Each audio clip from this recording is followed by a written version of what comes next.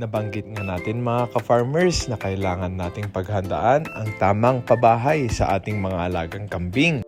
Kaya ngayong araw ay i-share ko sa inyo mga ka-farmers ang iba't ibang bagay na kailangan nating i-consider sa pagpapatayo ng goat house para sa ating mga alaga.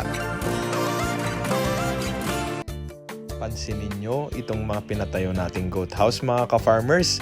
Kahit anong materyales ang ginamit natin ay iisang konsepto ang mapapansin nyo. Lahat ay naka-elevate, may bubong at slatted or may spacing yung flooring mga ka-farmers. Ngayong araw ay i-share ko yung mga rason kung bakit ganito ang setup ng lahat ng pinatayo nating goat house mga ka-farmers. Maraming benepisyo ang mabibigay ng pag-elevate ng kulungan ng ating mga alaga mga ka-farmers. Sa pag-elevate ng flooring ng ating goat house, makakaiwas tayo sa mga iba't ibang sakit katulad ng foot rot kung saan nabubulok ang paa ng ating mga alagang kambing mga ka-farmers. Mas napapalakas din natin ang respiratory system or ang baga ng ating mga alaga mga ka-farmers dahil mas maganda ang ventilation kapag naka-elevate ang kanilang kulungan. Dahil dito, naiiwasan natin ang ammonia build-up sa kanilang kulungan na nagiging dahilan ng pagkakaroon ng ubo at sipon na pabalik-balik ng ating mga alagang kambing mga ka-farmers.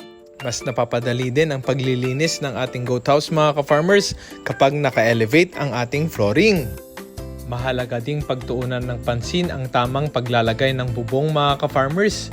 Kung maalala nyo ay nabaklasan na tayo ng yero noong mga nagdaang malalakas na bagyo sa aming lugar mga ka-farmers. Kaya sa pagpapagawa natin ng ating bagong goat house ay talagang nagtanong-tanong tayo kung ano ang best na solusyon para hindi na maulit ang ganitong sitwasyon mga ka-farmers. At ang suggestion nga ng isang kaibigan nating engineer ay gumamit tayo ng tech screw mga ka-farmers para i-secure ang yero sa ating bubong mga ka-farmers.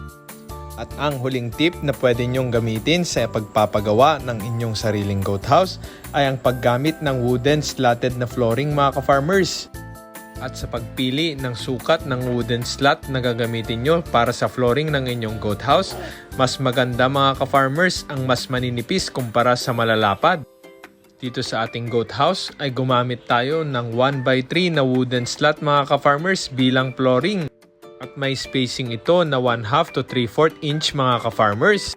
Sa ganitong paraan, walang natitirang mga dumi ang ating alaga sa flooring at mas napapanatili nating malinis at tuyo ang flooring ng ating goat house mga ka-farmers.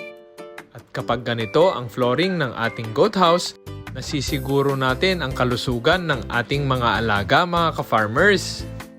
Ayan, so na-share ko na sa inyo mga ka-farmers ang iba't ibang bagay na kailangan nyong i-consider sa pagpapatayo ng inyong sariling goat house. Sana makatulong ang video na ito sa pagdidisenyo nyo ng sarili nyong goat house para sa inyong mga alaga mga ka-farmers. At kung nagustuhan nyo ang video na ito, huwag kalimutang mag-like, share, and follow. Hanggang sa muli mga ka-farmers, paalam!